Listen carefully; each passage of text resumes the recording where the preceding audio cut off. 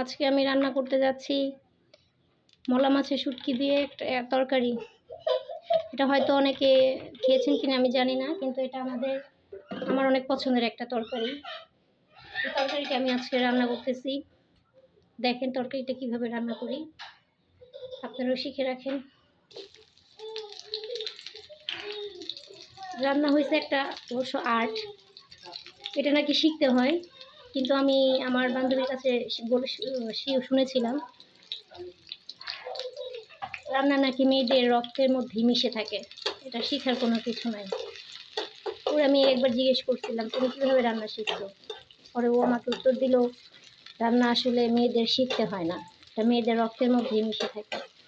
পরবর্তীতে আমি আসলে বিলিভ করলাম ঠিক তাই। আমি যখন আমার বিয়ের আগে আমি রান্না করতে পারতাম না, বিয়ের পরে রান্না আস্তে আস্তে কীভাবে যে করে শিখে ফেললাম সেটা আমি নিজেও জানি না। আর এখন রান্না এতটাই মজা হয়, সাধারণ রান্না আমি অনেক মজা করে রান্না করতে পারি, খুবই মজা হয়। শুরুতেই দেখলেন তেলের মধ্যে পেঁয়াজ ছেড়ে দিলাম, কাঁচামরিচও দিতে হতো, আমার কাঁচামরিচ শেষ হয়ে গেছে, এর জন্য আমি কাঁচামরিচ দিলাম না। এর পরিবর্তে আপনারা গুঁড়ামরিচও ব্যবহার করতে পারেন।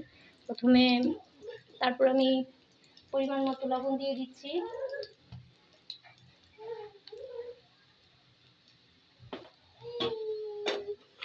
তারপরে পেঁয়াজটা একটু ভাজা ভাজা হলে এর মধ্যে মশলা দিয়ে দিব।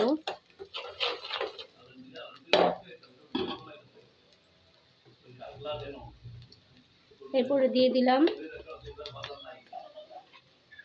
হলুদ,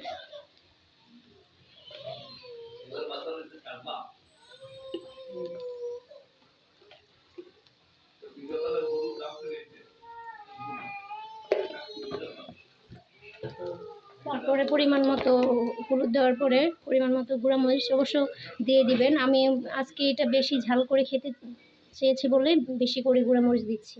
আপনারা যদি ঝাল বেশি পছন্দ না করেন কম করে দিয়ে পরিমাণ মতো দিয়ে আপনারা এটা রান্না করতে পারেন। তারপর এটা ভালো মতো নেড়ে নিলাম। দেখেন কি লাল হয়েছে। এটা অবশ্য ঝাল করে না রান্না করলে মজা পাওয়া যায় না। ঝাল ঝাল খেতে এই শুটকির তরকারিটা অনেক মজা লাগে। মশলাটা ভাজা হয়ে গেলে এর মধ্যে পরিমাণ মতো একটু পানি দিব, সামান্য পরিমাণে একটু পানি দিয়ে দিব। ভাজা ভাজা হয়ে আসলে মশলাটা ভাজা ভাজা করতেছি, দেখেন হয়ে আসলে এর মধ্যে শুটকিটা দিয়ে দিতে হবে। শুটকিটা অবশ্য আমি আগে সাইড করে ধুয়ে রেখেছিলাম, সেটা এখন দিয়ে দিলাম। শুটকিটা দিয়ে এর মধ্যে ভালো মতো নাড়াচাড়া করে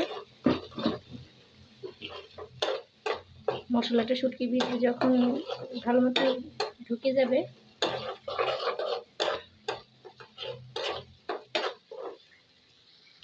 তারপরে এর মধ্যে দিয়ে দিব কেটে ধুয়ে রাখা আলুগুলো।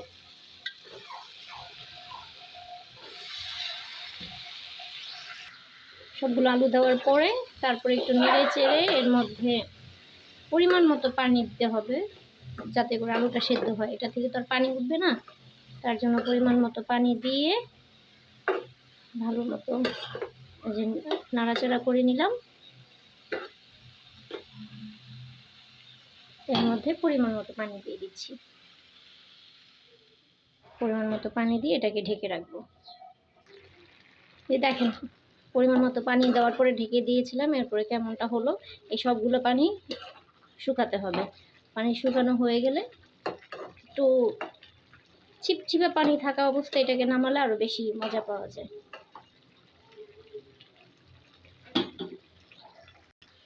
পানি শুকানোর পরে এই যে লাস্ট স্টেপের রান্নাটা, এই যে এরকম মাখা মাখা হয়েছে তরকারিটা, আর কিছুক্ষণ পরে এটাকে নামিয়ে ফেলবো।